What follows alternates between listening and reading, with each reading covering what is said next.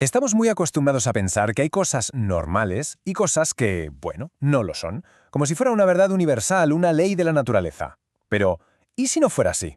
Hoy vamos a meternos de lleno en las ideas del filósofo Michel Foucault para entender cómo se inventó el concepto de anormalidad y por qué esa historia, créanme, sigue importando muchísimo.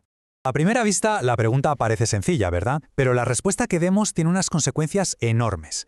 ¿Ser anormal es un problema médico, una decisión personal o simplemente una cuestión de estadística? Lo interesante es que la respuesta a esa pregunta no ha sido siempre la misma, ni mucho menos. Depende de una historia muy concreta. Y aquí es donde entra la idea rompedora de Foucault. Él viene a decirnos que la categoría de anormal no se descubrió como se descubre un planeta, sino que se construyó.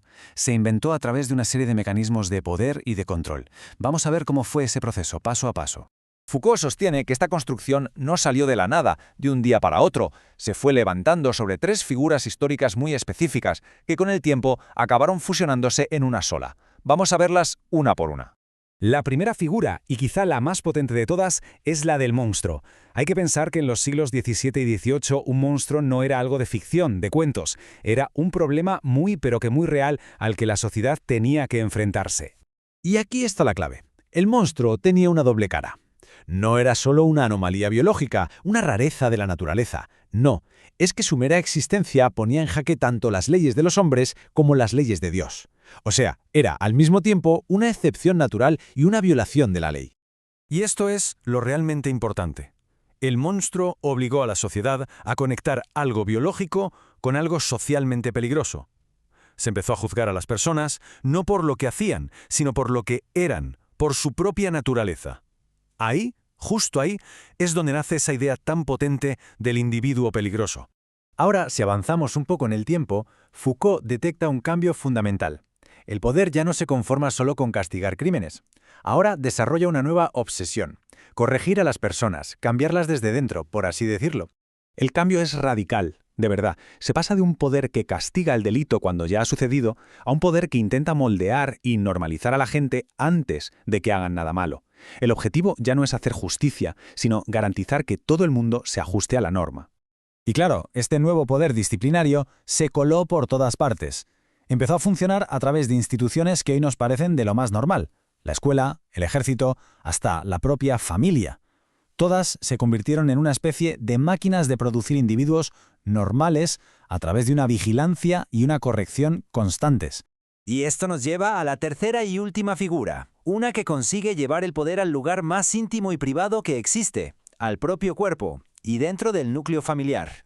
Pues bien, en el siglo XVIII, de repente, surge una preocupación enorme por la sexualidad infantil y, en concreto, por la masturbación. De la noche a la mañana, este acto se convierte en la causa secreta de todos los males imaginables, desde la ceguera hasta la locura. ¿Y cuál fue el resultado? Pues una invasión sin precedentes del poder médico y moral en plena familia. Esta campaña contra el onanismo sirvió de excusa para que padres y médicos vigilaran hasta el más mínimo gesto de los niños. El hogar se convirtió básicamente en un nuevo centro de control. A ver, hagamos un resumen rápido. Por un lado tenemos al monstruo, que mezcla ley y naturaleza. Por otro, al individuo que hay que corregir, que nace con la disciplina.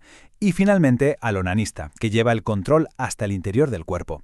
La gran pregunta es, ¿cómo se unieron todas estas ideas en una sola?